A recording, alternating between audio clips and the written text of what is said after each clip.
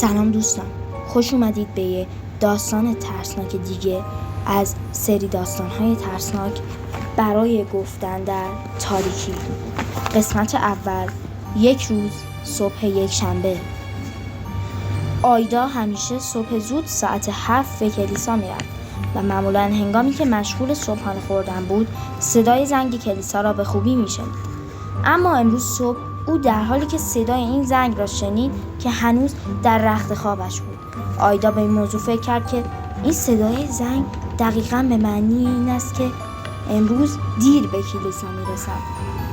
سپس از رخت خوابش پایین آمد و خیلی سریع لباسهایش را پوشید و بدون آنکه صبحانه‌اش را بخورد و به ساعتش نگاه بیاندازد به سمت کلیسا حرکت کرد. هوا هنوز تاریک بود و اما تاریک بودن هوا در این وقت سال کاملا طبیعی بود. اما آیدا تنها فردی بود که در خیابان حضور داشت و تنها صدایی که به گوش می رسید صدای قدم زدن و پاشنه‌های کفش‌های خودش در پیاده‌روی شهر بود. او به این موضوع فکر کرد که شاید بقیه مردم در کلیسا باشند و در همین بین از میان قبرستان عبور و سپس بی سر و صدا وارد کلیسا شد و صندلی را پیدا کرد و بر روی آن نشست.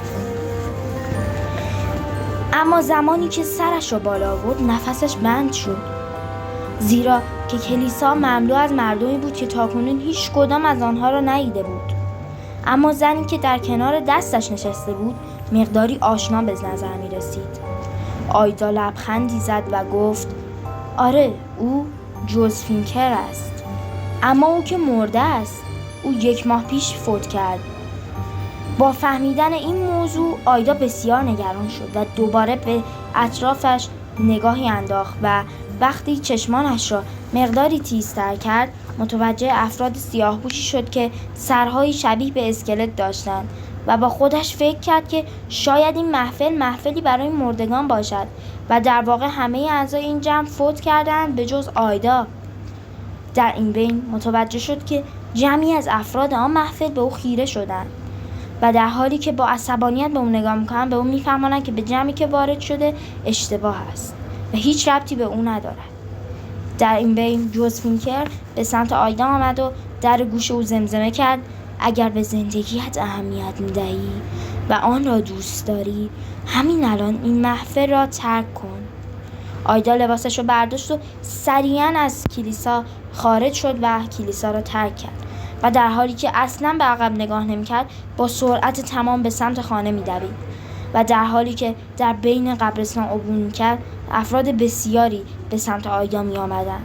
قصد داشتند که او را بگیرند و در گورستان در داخل قبرها بیاندازند.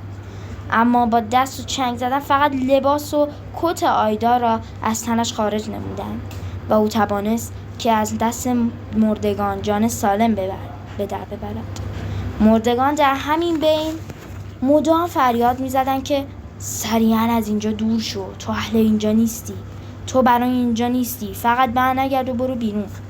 آیدا نیز همانطور که اصلاً جرأت برگشتن به عقب نداشت به راهش ادامه داد و زمانی که از گورستان خارج شد به شهر رسید و آفتاب طلوع کرد و تمامی مردگان ناپدید شدند.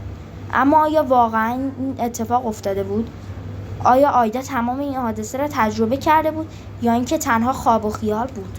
بعد از ظهر همان روز یکی از دوستان آیدا توانسته بود کت و لباسهای آیدا را که در داخل گورستان توسط مردگان از تنش خارج شده بود پیدا کند. بله، آن لباسها واقعا تکه پاره شده بودند و اینها برای هر دوی آنها بسیار ترسناک بود.